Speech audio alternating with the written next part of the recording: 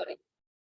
Okay, so here I have a lot of windows opening now.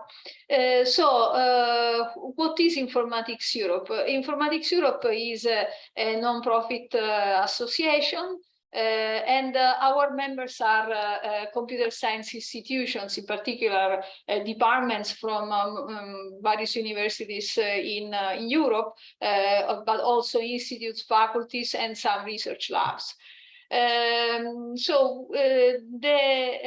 origin of Informatics Europe is dated back in 2005, where in a meeting there was this decision that we needed to have a European voice on computer science within academia.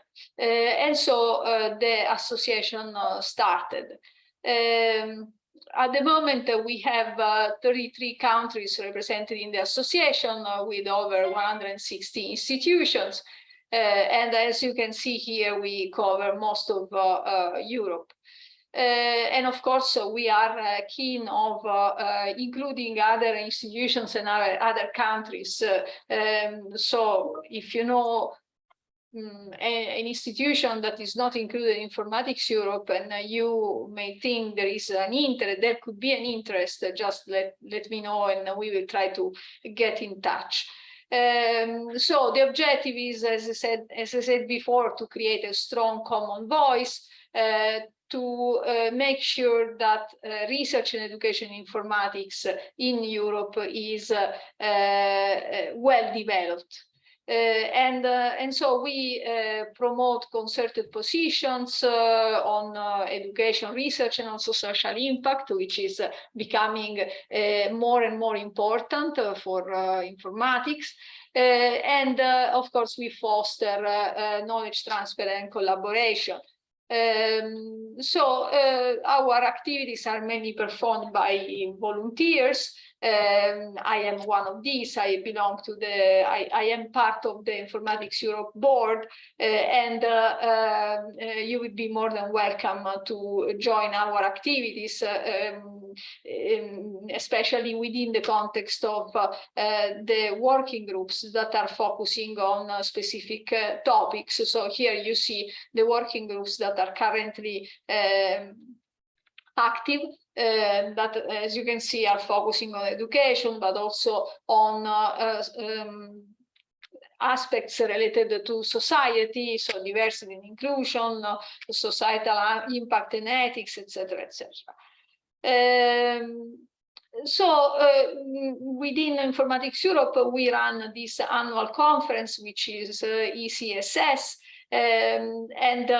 This year we will meet in Hamburg in October, and we have various sessions and various events. In particular, we have also an early career researchers workshop.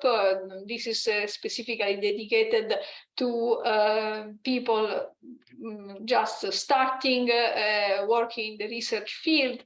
And the objective is not, of course, to focus on a specific scientific subject, but to discuss about, let me call them cross-cutting issues, issues that are relevant to any young researcher in computer science. We have some keynotes. So we have also other workshops. One of them is the Where You Gain workshop. You Gain, as you will see, is also the cost action that is promoting this specific webinar, and there are many other sessions. We have also some leadership courses that are running periodically, and we found out that they are very interesting and relevant, especially for young people, but not only for young people. So I mentioned already UGAIN, which is a cost action focusing on gender aspects, and as you know, this talk in particular is framed within the context of the activities that are supported and developed by UGAIN. And our speaker is Steve Kremer from Inria. And of course, he's a great scientist, but today he's focusing more on, let's say, soft skills, if you want, so good practices throughout the academic career, from a PhD to professor. So I am very pleased to give the floor to Steve for his talk. Okay, thanks a lot, and also thanks very much for the invitation and the possibility to speak here. Let me try to stop sharing. Okay, here I found, okay. Okay, and I will try to start sharing then. And let's see how this will work. And so you should be able now. Yes. And now you should be able to see. Yes. Slides. Okay. Okay. Thanks a lot. So thanks for the introduction. So as Elisabetta just said, I will be speaking about good practices throughout academic careers from PhD to professor. And first thing I should say is that this is actually not my area of expertise in research. So my research is actually not focused on gender equality and bias and things like that. But I have been working at Inria's Committee on Gender Equality and Equal Opportunities for now about 5 years. I've been co-leading this committee, where I have been interested in these questions, and yeah, I got some experience on these. And more recently, obviously, I have been involved in the UGAIN network, where I'm working in the third working group, which is called From PhD to Professor. And some research that we have recently done was to collect best practices on all the stages of the career from PhD to professor, and have them together in a booklet. And so today I will be speaking a little bit about results from what is in this booklet that you can actually find on the UGAIN website. If you go into the deliverables, there you can find this booklet, and also some things that are my experience at Inria in this committee. Okay, maybe before we start, we should ask ourselves, why do we want to actually gender balance? Why do we want this diversity? And I think that my thesis is that gender equality and diversity are really important if you want to have good quality in your research. And there are many reasons for this. I'm listing some of them here. The first thing, of course, is why would you want to dismiss 50% of the talents that you can get? Why wouldn't you not exploit all of them? Because they can be, I mean, they are incredibly gifted women, and we should give them the same chances as for men, even though we see that the numbers show that currently we're not at 50%, of course. I think that diversity is also very attractive. Once you start having a diverse institute, it's also very attractive for other people to join it, even the diverse, and above all, diverse people. So from that point of view, I think it's really a win for your institute. And completely different reason is also to be maybe more representative of society. So often we have seen that there can be some mistrust that is coming towards a scientific elite, some of which was witnessed also during the pandemic, maybe in some countries. So if we are more representative of society, there might be also a better acceptance of the scientific results that we have. And last but not least, I think also that we can improve well-being at work by having a more diverse population in our institutes. So all of this said, I think being here at the seminar, most people are already convinced that diversity is actually a good thing to have and that we should work on it. And I will not show the many numbers that show that currently we don't have it. I think that most of you already know this. So I will go a little bit through best practices that we can have at basically all stages of the career, starting from recruitment. How should we evaluate applications? How can we avoid bias in these applications, be it for hiring or promotion? What can we do to retain talents also once they have been hired? And finally, an important part is also what can we do to get women promoted? As we will see currently, there's a phenomenon called glass ceiling that is quite present, and that hinders promotion of women with respect to men often. Okay, so let's start a little bit talking about recruiting. So one first thing I think is that we need to battle stereotypes and bias. And so there have been studies that have shown that actually bias against women does affect recruitment advertisements. So here on the slide, I'm showing you one example, which is from the former website of Inria. So this has been changed now with our committee. We have been working on this, where you could see that, for instance, for the lowest, let's say, or the most starting career positions, for instance, postdoc, you have a picture with just one woman. If you go for something equivalent to assistant professor, you start having one man plus one woman. For associate professor advertisements, you have one man on the picture, and for full professors, you have two men on the picture. So this might look a little bit like an anecdote, but it's the whole image that we are conveying with these pictures and with the language that we use. So it's really important, starting already from the recruitment advertisements, to use basically inclusive language. You should state that if it is the case that your employer is an equal opportunity employer, you should advertise this.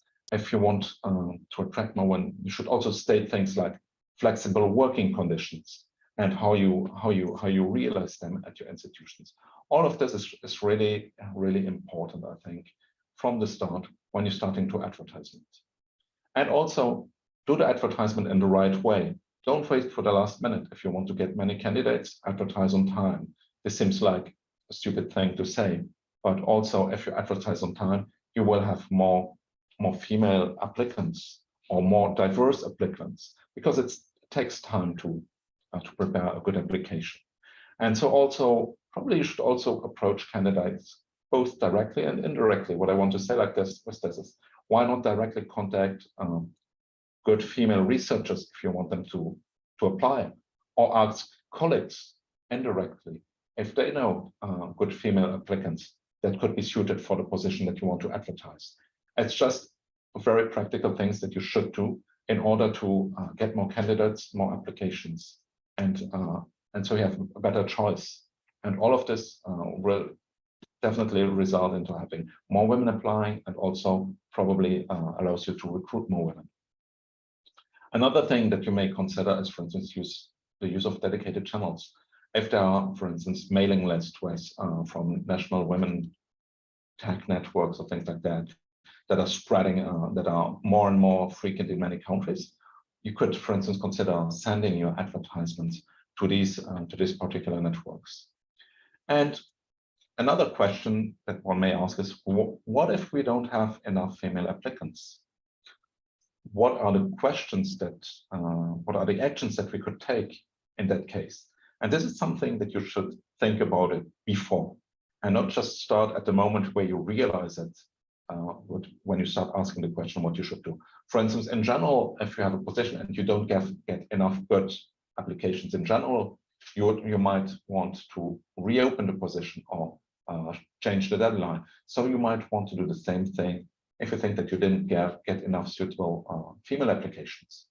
So these are very practical things that you can do. In some countries, they are thinking about setting up quotas or having dedicated positions.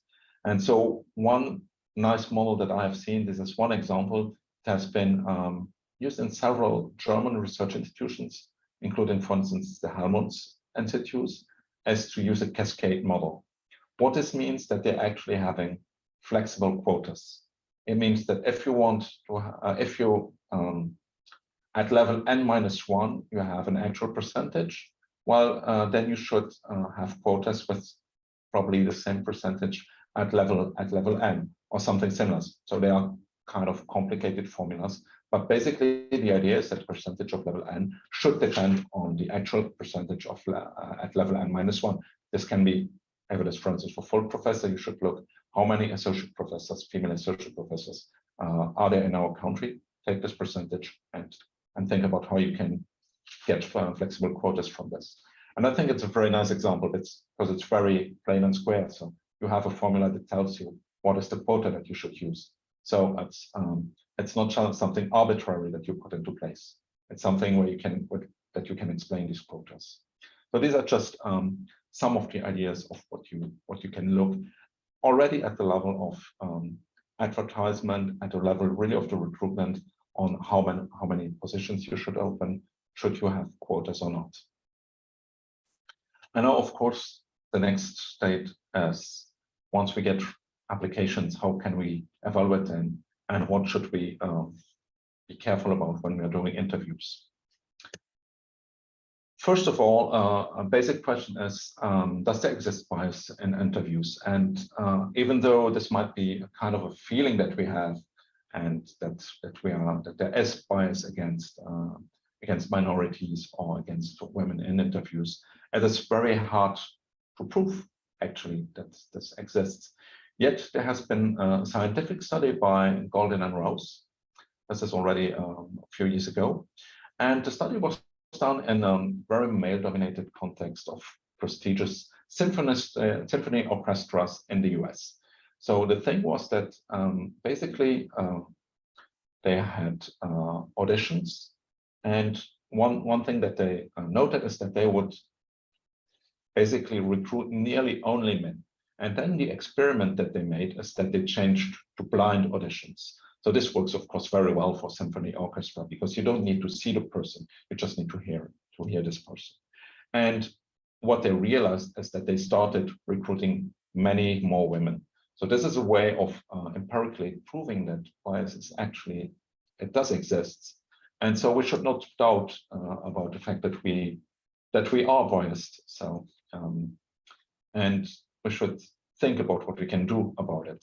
So one of the basic things is probably already to organize some training about unconscious and implicit gender bias for the panel members.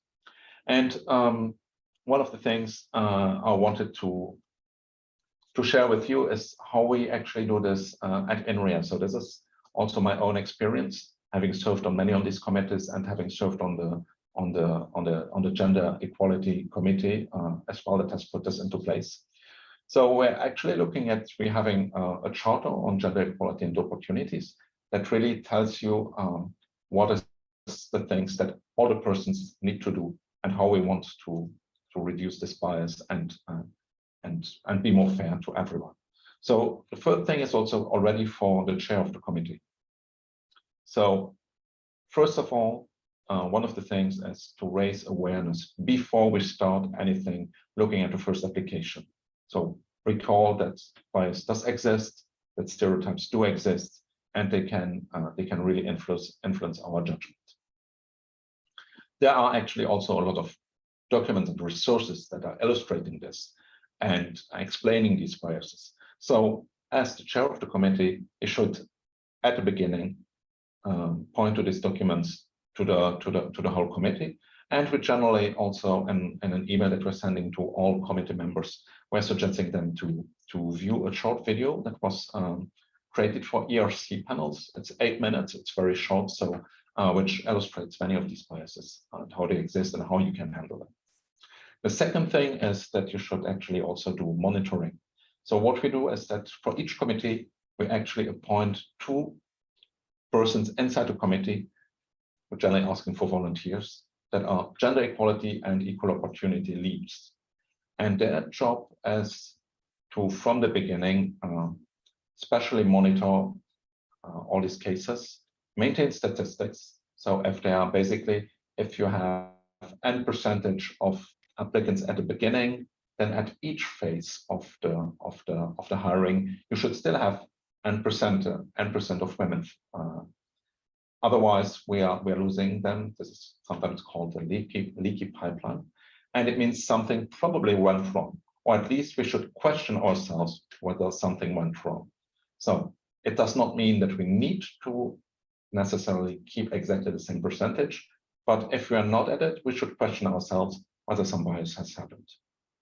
And other things is also really prepare the documents. So what we do is we prepare the review templates. So where you have to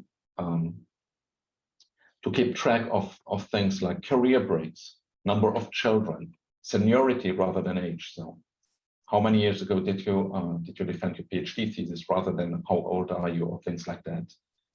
So evaluation summaries must be sent before the meetings so that we can review them, so that we all get the same information.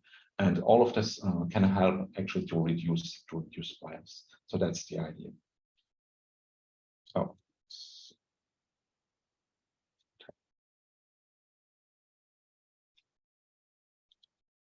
Do you still hear me? I think. Yes, we do. Okay, so I think so the next thing is, so how can the jury members act to avoid bias? Well, the first thing, of course, is to look at the documents that have been sent, and really you should encourage them to watch this video or any other resources that you want. Sorry, Steve, I don't know, we don't see the screen sharing at this point. Okay, the screen sharing stopped. So let me try to start it again. Something happened here. I don't know exactly, but let me see how I can fix this. Okay, screen sharing this.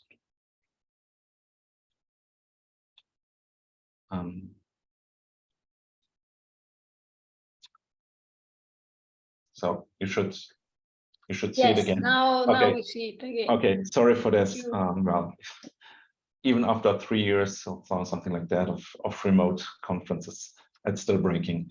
Okay, so what I just said is also for jury members, how can they avoid bias? Well, the first thing is look at the documents, try to get aware of these biases, learn about it. So that's one of the first things. When at the different stages of the hiring process, when you recall the candidate's background and career, be very careful about the way you present it. Always recall that, for instance, as an example, a maternity leave is not just a few weeks of leave, it has a much longer impact on your career. So for instance, ERCs counts 18 months. The exact number can be fine-tuned, of course, but it's just to give you one example. And you should be very careful about the bias when recalling the files and during hearings, so the interviews actually, because these biases, they can actually very much influence our judgment. So there are effects like, for instance, the halo effect, where somebody belonging to the majority will be treated really differently. So for instance, you can say that somebody, just because he graduated, let's say, at Stanford or at Princeton or at some very famous university, you will not question his competence. While on the other hand, the solo effect means that if somebody is in a minority, you have generally a different judgment. You will question his skills and everything. This is also called a double standard. So for one, you will assume that he's actually very competent, while for the other person, you might doubt it, and the person has to demonstrate the skills, while for other they are taken as granted. And of course, this all reflects also in the presentations, be it written or oral. So you have many things that can many stereotypes that can come out there, and also some people will tune down their contributions, while other people will tend to actually enforce them and really underline what they have done. So you have to be very careful in the style, which can be very different. And one last example that I wanted to give on this topic is our recommendation letters. So there has been actually a study which was done in the context of large medical schools, where they have actually studied a lot of recommendation letters, and they showed that actually the style of the wordings of this letter will differ between male and female applicants. So you will find for male applicants things like words like leadership, excellence, is very ambitious, he has a lot of potential and things like that. Or something saying he is a recognized first-class specialist. While for women, you would find adjectives like serious, competent, generous, caring, or things like that. And maybe a phrasing saying she could possibly become a first-class specialist. So there are already doubts that are put into the letters. So when I first heard this, I actually thought this couldn't be true. But then I served during 5 years on Inria committees, on these evaluation committees, and I think I could do quite well in a blind test by now. And even if letters are anonymized, know what is the gender of the recommended person. So you really see that this happens. And so what we started doing is that human resources actually, when they contact recommenders to ask them for their recommendation letter, they would actually include in the email pieces of advice about this and point to some documentation. So we're really contacting the people and informing them that these biases exist and that they should be careful about them. Okay, then after having hired basically people, then there's also the question on how can we actually retain them? How can we keep them in our institutions? And basically, one of the crucial things is the working environment. So again, there has been several studies that show that the culture of the organization will have a direct impact on whether women will stay in the organization or leave to find something that suits them better.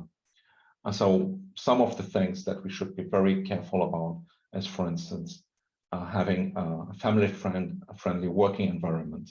So I'm just listing a few things about these. So for instance, that's a very concrete thing is when you're scheduling your meetings, please be aware that some people need to fetch their children. So this is actually for all young parents. So one should have, for instance, a rule, depending on the country, to say that meetings should not go later than 5 o'clock. That's just one example. It depends really on the countries, how you should put this into place. But make it possible for young parents to exist in the work and do their work correctly.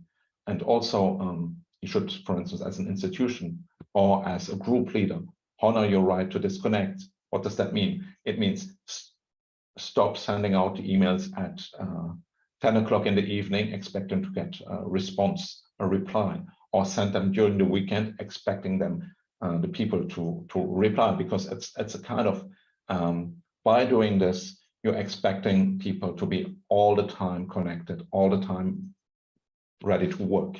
So these are bad practices that you should ban. More generally, you should, of course, promote an inclusive working environment, and also not only just promote it, but also have budget for these initiatives. If they are nice initiatives, then you should also fund them. And very importantly, also if people spend time on things like gender balance initiatives, then you should acknowledge this and give them credit for this. So take away other tasks that they might have. So for instance, if somebody is leading a gender committee, you might consider saying that he has one course less to give, rather than assuming, as it is very often done, that this is done on your spare time. So these are things that we have I've seen quite a lot. Another aspect, just to give you another example, is about harassment, where again, unfortunately, women are generally more the victims than men. So at Inria, I had to follow one serious case of harassment. And at the end, it finished with one person being fired from Inria. And this is something very serious. I think it's the first time that that a person has been fired because of sexual harassment, and it's also well, it's a very serious statement, and it also shows that that we're taking this seriously. And these are kind of things that are really not possible in a public institution. So you should, from the beginning, communicate about this and say that these kind of things are not possible in an institute, and also, well, also acknowledge that harassment does exist like everywhere. It's not because we're in academia that it wouldn't exist. So these are things that you should take into account very carefully and have actions around it. And just one example that I wanted to give, which is also related to having a family-friendly environment, as for instance, childcare at conferences. And so I'm giving you one example, which is the example of Schloss-Dagstuhl. Some people might know Schloss-Dagstuhl. It's actually a facility for conferences located in Germany, which is conferences in computer science. And Schloss-Dagstuhl has actually a very nice service, is that if young parents could not attend because they don't have, because of lack of childcare, they actually give you the opportunity to come with your child. And you can choose to bring a caregiver of your choice if you want, and they would actually the meeting would be free for the caregiver, so free room and free board, and they will take this into account. Or if you cannot bring a caregiver, they actually have a nanny at Schloss-Dagstuhl, which can take care of the children during the day. So I have myself experienced this, because at some moment my wife was still breastfeeding our youngest daughter, and she was invited to Schloss-Dagstuhl, and so she went there, and this worked really very nicely.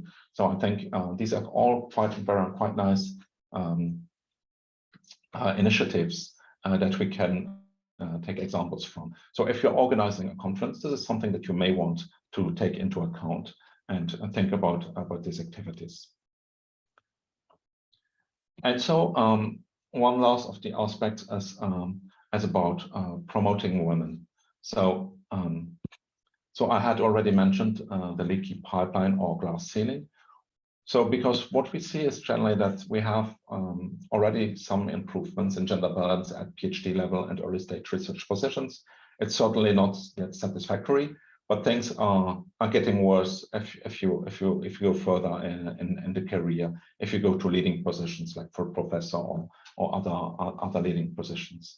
So currently what we see is that the progress there is really less significant than at early stage, in an early stage career. So certainly, therefore, one should ensure that women are actually involved in all the decision-making positions. So if you also include women in director positions and things like that, then it's much easier to actually also see what we can do and show that it is possible to have women promoted.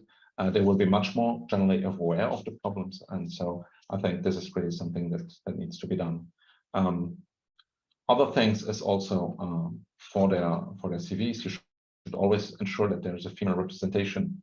If you have a conference with invited speakers for prestigious tasks like being member of a program committee, so if you're organizing conferences, then you should ensure that you also have a female representation. So one of the things that we're now doing at Inria is if the organizer of a conference is from Inria, and if we don't have a reasonable representation of women, we will cut financial support. This is something. This is a decision that was made by Inria, and so if we spot it, then this can go up to cutting financial support. We generally try to first actually well, encourage having female representation, but if nothing is done, we could go until cutting financial support. Another thing that has been done in many places is run a mentoring program where you actually can also help women and other minorities to know the system, to see what is expected actually in order to get promoted. What are the things that you should do? learn about the system and get help for this, or just also fight censorship of themselves. Some people think that they are not ready for promotion while they actually could. And again, related to this, there's a very nice program that they're currently running at the Computer Science department at UCL, University College London, in the UK, where they're actually thinking, they have thought about changing completely the paradigm. So what they are doing is actually, they are switching from an opt-in to an opt-out default.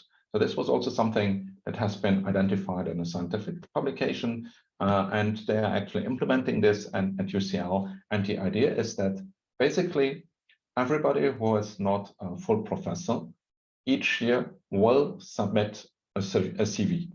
So rather than saying that if you want to get promoted, you have to submit a CV, they will ask everybody to submit an updated CV.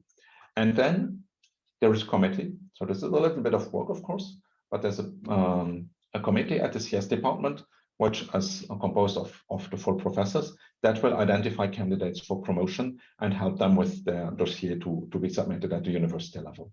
So here they're kind of fighting this censorship, and they're trying to also give them feedback and look at every CV every year in order to increase female promotion. Okay, so these are all kind of examples of what you can do, but obviously there is no silver bullet. I mean, these are just ideas, good practices that I have encountered both at Inria and also while working in the UGAIN project. But we don't have a real solution yet. But I think all of them are kind of helping to get better balance. Of course, obviously, not all good practices fit every system, and definitely they need to be adapted. But I think they can be great source of ideas if you look on how things are going on in other places. As I said, we're still on the beginning. There's a lot of more things that would be needed to be done. If you look at the numbers, we're still far away from having 50% female and 50% male, and having other minorities represented. So we're not there yet. More ideas are needed, more work is needed on this. And obviously, what I've been speaking about is just one part of the problem, because if you don't have a lot of already girls that want to go for scientific studies or careers in the first place, it's difficult to get more candidates. It's difficult to get women in full professorship positions. And so there are also other working groups at UGAIN that looking at these aspects early in the career. And so if you're interested in them, I'm also encouraging you to look at the work that has been done in other working groups of UGAIN.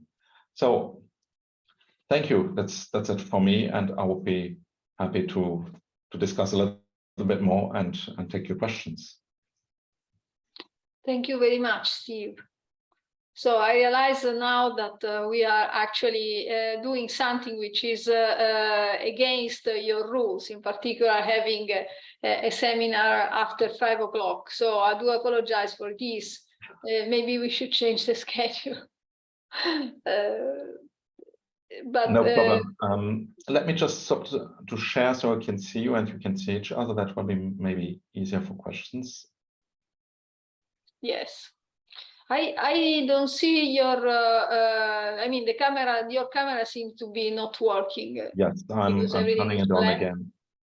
Okay, so see me again. Now we see you.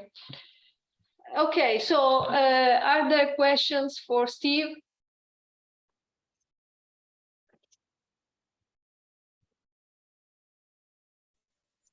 One question I have is concerning the experience you have regarding the actual involvement and interest of, let's say, male in what you just said. No, I am here looking at the faces here. I see that there are, besides you, I think there are only 2 other men in this seminar. And so and this is quite natural, but the point is that you have been talking about specific actions in your institution. So I guess in your institution there is a significant interest by everybody, not only women, in this. So what is your experience, and what would you suggest to make sure that everybody, so not only women, is perceiving this as an issue? Yes, so yeah, first I should say it's actually a very interesting experience also being male and being working on this kind of questions, because for once it's a kind of opposite situation where we are the minority. So it's an interesting experience to live this. So that's the first thing that I should say. So I think it's very interesting to be once myself the minority.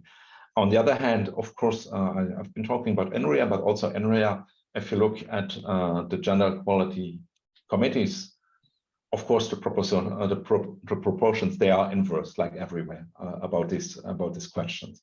So there's a lot of work. And one of the things, maybe also from my experience, is that at the very beginning, I did actually not feel kind of in my right position, being a male, not experiencing these kind of minority issues.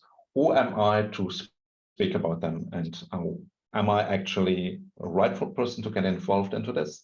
And I think that maybe I'm not the only person thinking about this, having experienced this. So I think we need to actually individually contact persons that we think should get involved, male researchers that we would like to get involved, and contact them personally. And many of them, I guess, would be happy to get involved, and actually didn't dare to volunteer at the beginning, maybe.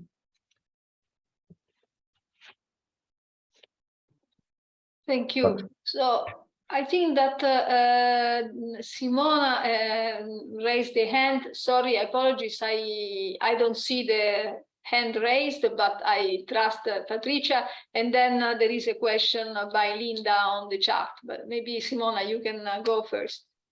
Thank you for seeing me. Steve, thank you very much for the presentation. It was useful to find out how things are happening in other places. I should say that I'm from Romania, which somehow stands very well in the percentages of women in computer science and also in academia. I can say that I am very peculiar department. Our dean is a woman. Our head of department is a woman, so it just happened. The men in our department did not want to manage things. But the things are not very good for a younger generation of women in academics. So I remember from your presentation the fact that they need to feel that their working place is inclusive. If you can give one or two examples how to do that, I will appreciate. Thank you. Okay. Well, one of the things, for instance, that we had set up here at Inria was funding for childcare if you're going to a conference. So that is a little bit the other way around. So one of the things that we had done, that's for young parents more in general, but as you were talking about early career, basically also, I think that's something that can happen. So you have to leave to a conference, for instance, you're not there early in the morning or late in the evening. So it is possible at Inria, for instance, that we set up the possibility to ask for funding to have childcare at home. So that's something that we put into place. What else could we talk about?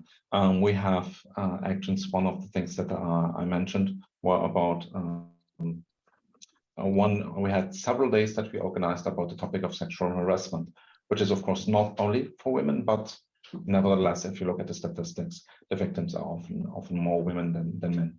And so from that point of view, it was kind of really also to say that we care about these behaviors, and they are not tolerable. This can start with very stupid things like jokes that are misplaced or things like that, that I'm sure many of you have already heard. And I mean, these are things that happen in a male-dominated context often.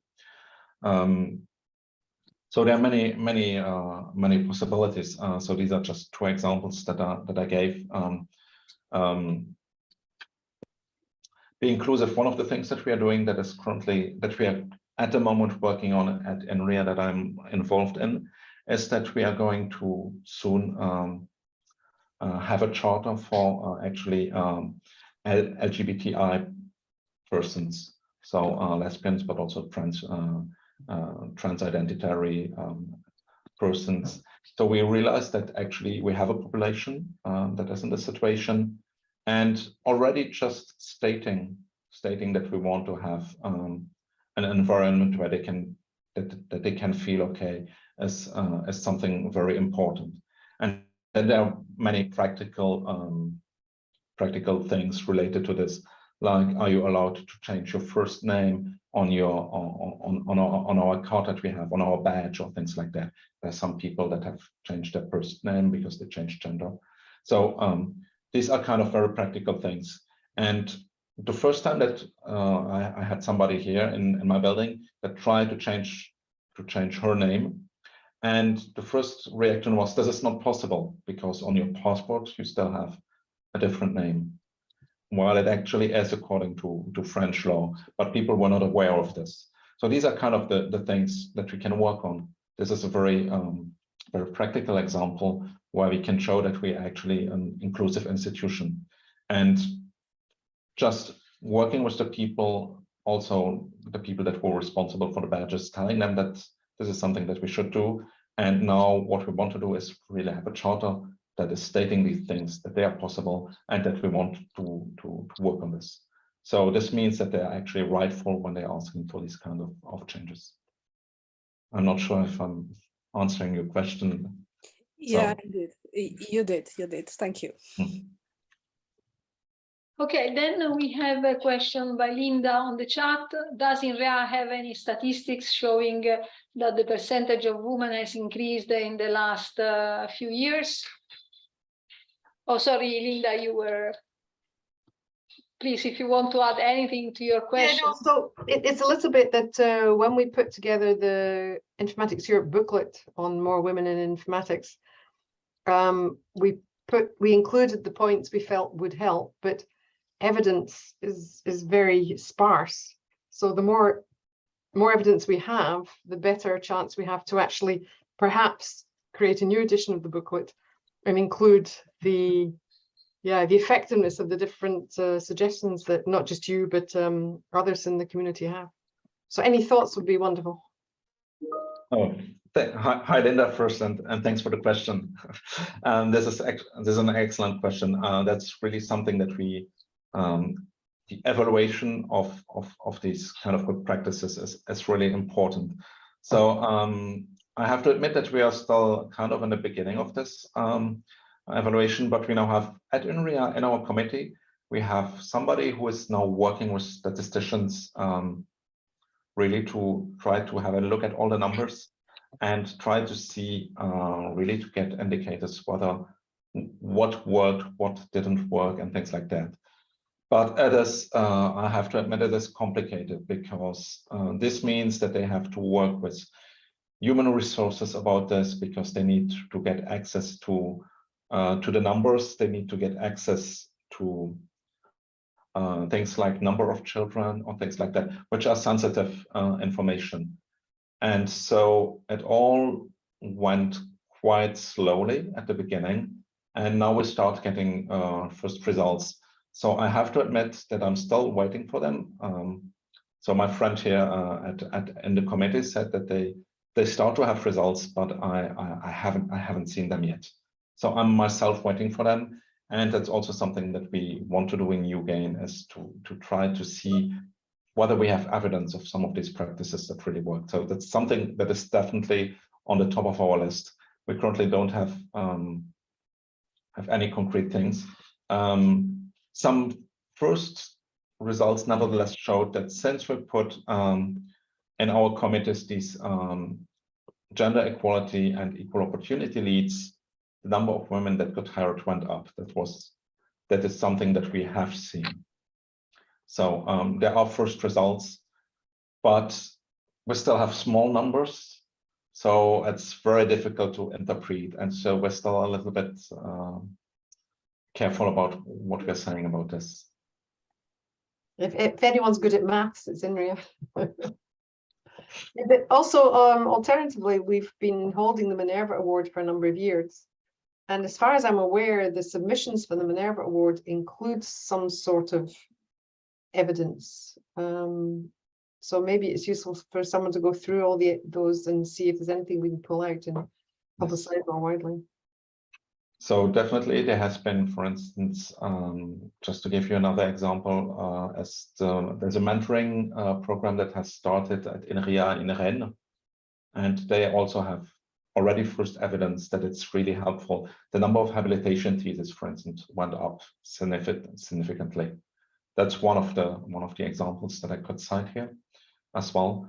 But definitely, we actually have been looking also when we were preparing the booklet. We had been looking at the Minerva submissions because it's a really it's a very good place to look for examples that did work and they have evidence. One of the examples that I have shown is the one from UCL. I think that was a Minerva Award a few years ago. So we're having this, definitely we're looking at these. Great. So there is also a question by Bara. I don't know if Bara wants to speak or I just read the question. I do not have a camera, but I can ask the question.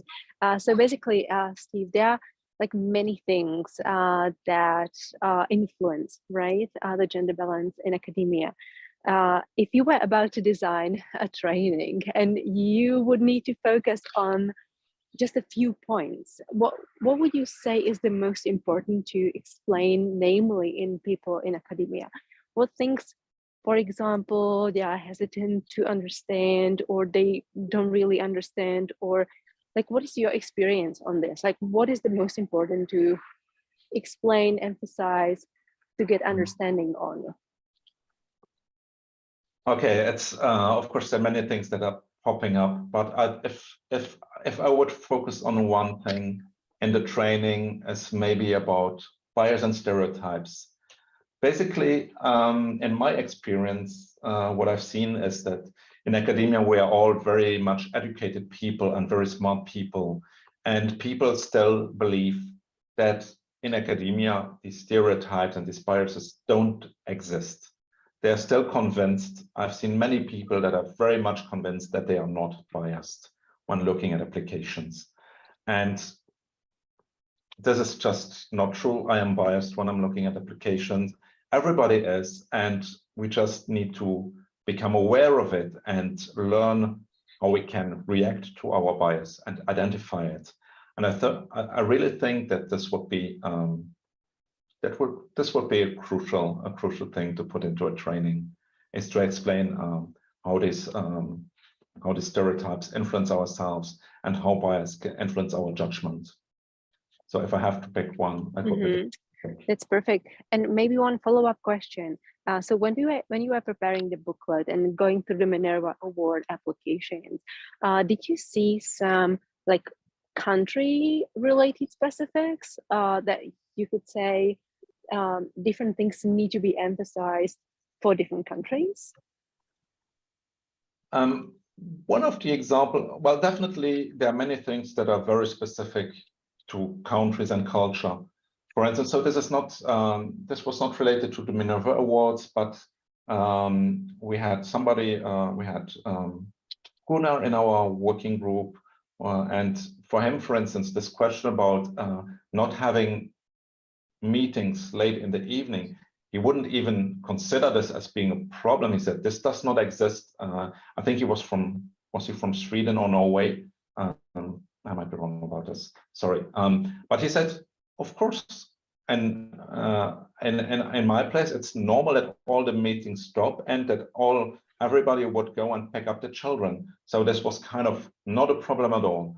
So of course, there are things that are very much related to the culture and might be problems at some place, but not at other places. So this is definitely, I mean, some of these good practices don't make sense in some places, or are not necessary to put into place, or are already there naturally. So this is obviously very much related to different cultures. It was coming to my mind. It would be so interesting to create a questionnaire to rate people, like how much present this thing is in your country, and try to, you know, like collect some understanding of the differences between countries. I think it would be very interesting. Yeah, thanks a lot. Thanks a lot for a great talk. Yeah, I also agree with this. Thanks for your question and comments, Cora. So I think there is a comment by Patricia in the chat. Patricia, you want to elaborate?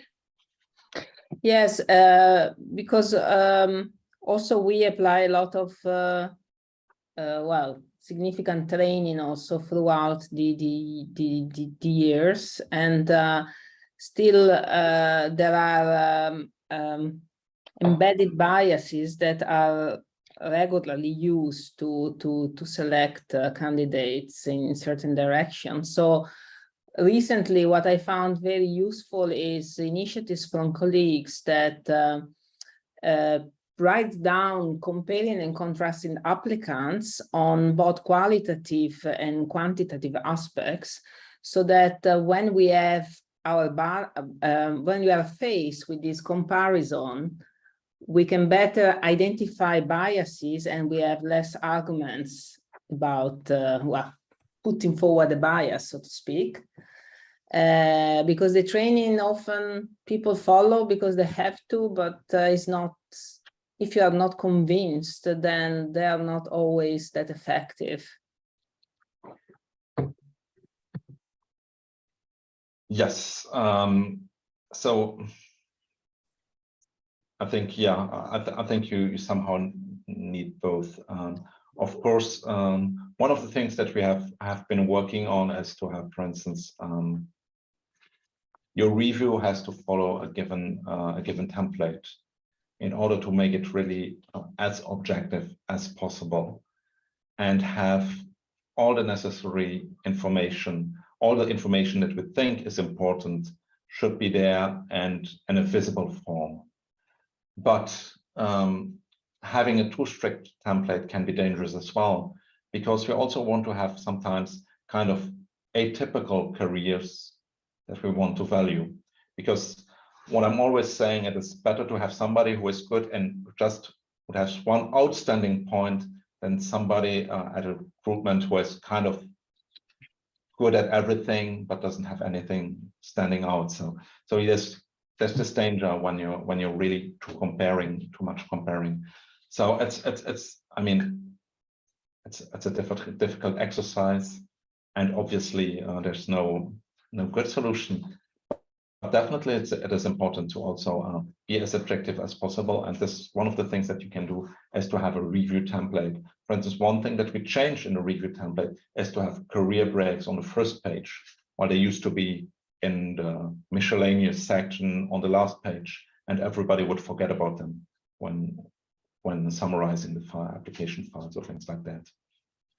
And the other obvious thing is that, and it's very difficult, as to go for qualitative and not quantitative evaluation. And so one of the things that we are now trying to put into place is that in your application, rather than just giving the list of everything that you have done, you have to select, depending on whether it is junior, 3 or 5 works that you would really like to put forward. And this is what we will focus on. So actually, you are selecting a few works that you think we should focus on, rather than saying, okay, he has 120 publications, but what are the important ones? So that's maybe one way of going into that direction. Yeah, in the chat, Kidvan pasted the link to the best practices that are derived from the Minerva Award applications.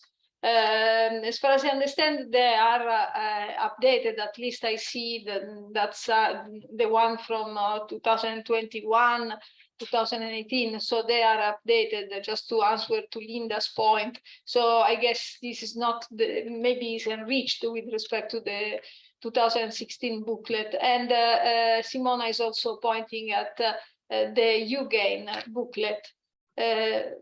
So these are good, useful sources for us to read. Is there any other comment, question, discussion point?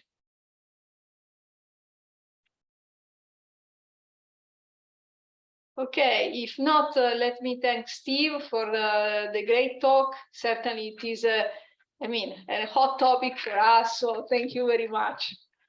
Thank you for the invitation. It was a pleasure. Thank you. Thank you. Thanks So, a lot. Kitvan, do you want to add something? Am I forgetting something? Our next webinar will be on October 10th with Simona as our next presenter. More details can be found on our webinar page on our Informatics Europe website. Great. Maybe, just a quick question on the schedule of these webinars. Do you think that 5 o'clock is fine, or we should really anticipate? Now I have this doubt about the schedule. It's 6 o'clock for me. So it's even worse. So maybe, Kitvan, maybe this should be anticipated to 4 o'clock our time, which at least is 5 o'clock Simona's time. The only thing is that we sent out the times of this a long time ago. Yeah, that's true. So we can change it, but the advertising has to be very clear. We have actually a discussion about this topic before, if Elizabeth, I have forgot about it. But we have actually different opinions. Bara is not here anymore, I think. I think she has a different opinion about this topic, like for that might be difficult for young parents, but sometimes like webinars like this, they see she see it as a leisure activity. She can be home with her children and then listening the webinar at the same time, taking care of the kids at the same time, so it's not that bad. So I can see there are different people have so it's very interesting. And then we are all across Europe. It's very hard to find Yeah, that's true. I mean, I am fine with this schedule. I actually was probably the one that initiated this schedule because this is the right time for me, but I understand that probably, so I was feeling kind of guilty, I have to say. So but it is good that we are trying to learn from, already apply what we learned from this webinar to be more inclusive as possible. So sorry, I didn't want to mess up with your schedule with my talk. And one thing that I should also say is that as you record the talk, it's also possible to watch it later. And here the situation is slightly different because it's not a meeting that you really have to attend. And so maybe the situation is still a little bit different with such a webinar than with a working meeting. So just wanted to add this. Okay, so I guess, Simona, that for the moment we keep this schedule and then we'll see. I have accepted it. No, it's no problem. Okay. Thank you very much then. Thank you all. It has been a pleasure. Love to see you all. Bye-bye. Take care. Bye-bye.